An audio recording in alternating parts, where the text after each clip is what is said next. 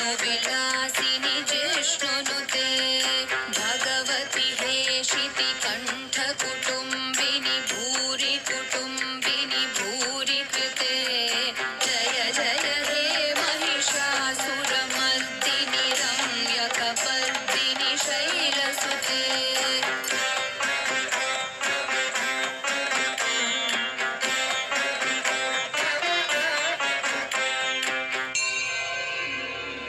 सुरवरवर्षिणि दुर्धरधर्षिणि दुर्मुखमर्षिणि हर्षरते त्रिभुवनपोषिणि शङ्करतोषिणि कील्विषमोषिणि घोषरते धनुजनिरोषिणि दितिसुतरोषिणि दुर्मदशोषिणि सिन्धुसुते जय जय हे महिषासुरमर्दिनि रम्यकपर्दिनि शैलसुते ಇವತ್ತು ನವರಾತ್ರಿ ಉತ್ಸವ ನಮ್ಮ ಕರ್ನಾಟಕ ರಾಜ್ಯದಲ್ಲಿ, ಅದರಲ್ಲೂ ಮೈಸೂರಿನಲ್ಲಿ, ಅದರಲ್ಲೂ ನಮ್ಮ ಬೆಂಗಳೂರಿನಲ್ಲಿ ಭಾಳ ವಿಶೇಷವಾಗಿ ಎಲ್ಲ ದೇವಸ್ಥಾನಗಳಲ್ಲೂ ಈ ನಾಡಿನಲ್ಲಿ ನಡೀತಾ ಇರ್ತದೆ.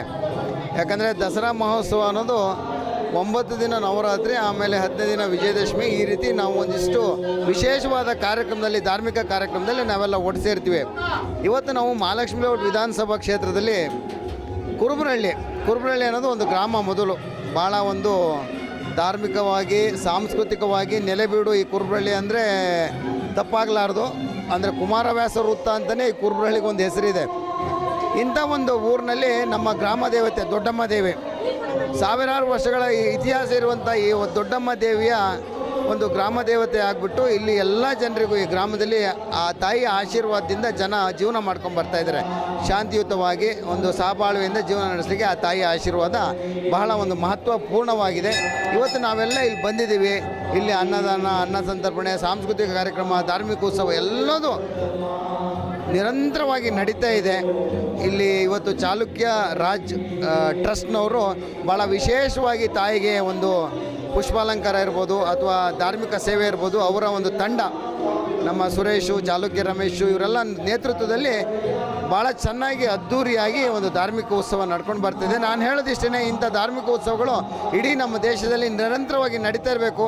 ಭಾರತ ದೇಶದ ಈ ಹಿಂದೂ ಧರ್ಮ ಭಾಳ ಪ್ರಕಾಶಮಾನವಾಗಿ ಇಡೀ ಪ್ರಪಂಚದಲ್ಲಿ ಶೋಭಾಮಾನವಾಗಿ ನಡೀತಾ ಇರಬೇಕು ಅಂತ ನನ್ನ ಆಸೆ. ಯಾಕಂದರೆ ಈ ಧರ್ಮದಲ್ಲಿರುವಂಥ ಸಂಸ್ಕೃತಿ ಸಂಸ್ಕಾರನ ಮತ್ತಷ್ಟು ಪೀಳಿಗೆಗೆ ಮುಂದುವರಿಸಬೇಕಾದ್ರೆ ಇಂಥ ಧಾರ್ಮಿಕ ಉತ್ಸವ ಭಾಳ ವಿಶೇಷವಾಗಿ ಎಲ್ಲ ದಿಕ್ಕುಗಳಲ್ಲೂ ನಡೀತಾ ಇರಬೇಕು, ಎಲ್ಲ ಒಂದು ದೇವಸ್ಥಾನಗಳಲ್ಲೂ ನಡೀತಾ ಇರಬೇಕಂತ ಹೇಳ್ತೀನಿ.